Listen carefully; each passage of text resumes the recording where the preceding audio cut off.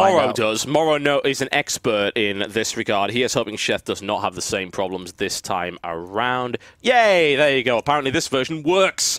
Wow. And this is the version with no rich gas geyser, by the way. Just FYI. So that's the difference between this and the other one. Morrow is in the red trunks, and he is playing Terran to the southwest. He is currently 2-0 down in this particular series versus his opponent, the one and only Sheth. He is in the blue trunks, and he is to the southeast playing Zerg. And that no rich gas affects pretty much a lot of builds here too, because people will go for that back base just because of that. Yeah. And you can kind of run off one rich gas rather than getting two, just to get that extra little bit on one gas. So that may affect a few here, but now they both know that it's okay. Morrow says it's okay. Morrow says it's okay, yeah. Everybody says it's okay. Well, to be fair, it's going to affect builds for both of them, honestly. Yeah. So that's just the way that it is, and I wouldn't be too concerned either way as a direct result. Sheth with the mana, as always, needless to say. So, Morrow did perform significantly better that time around. I will give him absolute credit for that. And Sheth has the lowest macro I have ever seen at the moment. Look at that. Just in terms of the APM, it's very, very low. Drinking a can of Coke. Yeah, he's chilling out, maxing, relaxing, all cool, as you should expect. And look at this, Morrow saving up all his money to go for a command center first. Is he going 14 CC? This is 15 CC. I was going to say this is Cloud style. It is 14, well, 15, whatever. It's Cloud style. Well, what can I say? And it makes sense on this map. I mean, yeah, this is exactly right, actually, and this is kind of how I was thinking DDE should have thrown out against Morrow, knowing Morrow loves a macro-orientated style. And looking at Chef's build now, he's going for Extractor first, followed by Spawning Pool. So basically what he's enabled himself to do is to get the speed upgrade as soon as the spool finishes. And he's actually, in this build, it's very blind. He doesn't know where his opponent is. And 2-Rex play could have easily beaten this. But he's playing to Morrow's style. Yes. Morrow doesn't really go for the 2-Rex play very often. We haven't seen it once, actually, in his series while playing Terran. So he's playing to the style, understanding that he can do that. And we are going to see now 2 barracks, but a late 2 barracks has gone command center before it. And depending on when Chefs actually scouts it with the drone here, it may confuse him a little bit. But I think he should be able to get in there in time before the Marine is built, that's for sure. Yeah, I think he will, and he is moving to do just that, and going around the side, and as I say, he can't make his way through those rocks unless he wants to wait sometime into 2013 in order for that to happen. Drones are not particularly effective in that regard. He's going to see the fact that this barracks is a little late for it to be a early 2-Rex pressure, so he'll be able to slide in. There is well, there isn't a Marine yet, there is now. Admittedly, Morrow has deployed it in the wrong place, so it's the wrong side, and there's no way through there, so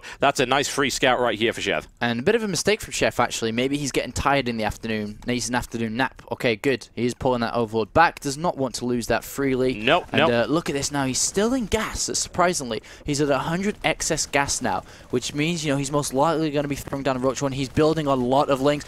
A Baneling nest is going to go down, so he's going to go for a Baneling bust here. I'm not sure how effective that is, because if Morrow, and he is, he's going to be walled off with another barracks most likely here, and that's going to be pretty problematic now for Chef, unless he builds like the Damaga style and the beta where he didn't care what was in the wall, he blew it down anyway. Just blew it down. Yeah, that was a little excessive, I've got to say. Overkill is underrated, it would seem. And oh, there's a hole in the wall! Oh my, that was unexpected, and now that's going to prove to be problematic. Sheth's going to keep streaming Zerglings in here. Now, Morrow does have the numbers to deal with this, but now he finally seals it off. He should be able to clean this up without taking too many losses, but he's got to be pretty damn quick about it. And good micro right here from Morrow. He's able to get out of there, but still, Sheth is going to go now into the other mineral line. He might even be able to snipe off a mule. That would be terrifying for his opponent. Morrow would be shaken by that, no doubt, regardless of his experience. Those Zerglings are still in, and there are way more waiting outside, and that hole is the vulnerability right now. As soon as that supply... Oh my god, he's lifted up! Don't lift that! No! It's going... Oh, it closes. Okay. He shuts the door. However, this is still vulnerable. He must repair this. He must repair. Stop getting so angry. You're not coaching, Chef. He breaks through, but minimal damage has been done. He will get into the mineral line again with this. The thing is, he can close it back off. That was nowhere near as effective as it could have been. God damn it, Chef. He had his Zerglings in the way. It's obviously a very filtered area. You can see how small it is. He had Zerglings in the way. Oh, I mean, that's silly. You anger Apollo. Don't do that. I'm sorry. I should be. Oh my god, it's no! so brave. Okay. Brave is one way of putting it. I assume it's bravery. There's another big hole, though, if Chef wants to hit it. There's the supply depot on the right-hand side here, too. Is that a hole? No, that... I mean, once the supply depot of course, yeah, he can blow that up. He's got a nice little wall here. He's actually covering the supply depot with a tech lab, which is really great positioning right there. He could even, I don't think he can move that forward any further, but still, yes, there is a vulnerability. That said, he's got tanks on the way, and that bust, I could say that bust failed. I mean, pretty conclusively it failed. Yeah. And as a direct result of that, Sheth is not in the position he wants to be, and he's so far behind. He's supply capped, he's got a lot of gas. He's building more Zerglings, though. He's going to continue with this. And I think that's probably the worst idea now because Siege Tech is almost done. Yeah. As soon as that's done, it's lights out. You're going to have to pull out the game and go to the next one. Despite that, though, Morrow is supply blocked at two supply depots making right now as well. But let's have a look at the timing of that Siege Tech. Ba-bum, ba-bum, ba-bum. How close is it going to build? Where are the Banelings?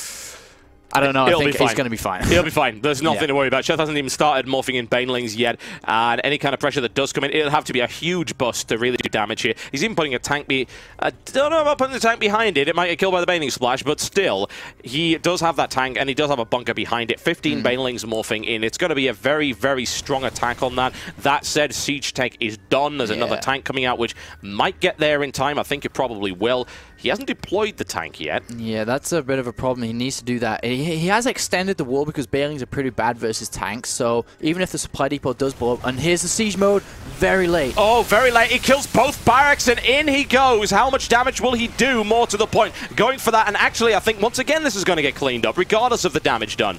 Hello, July Zerg. GG.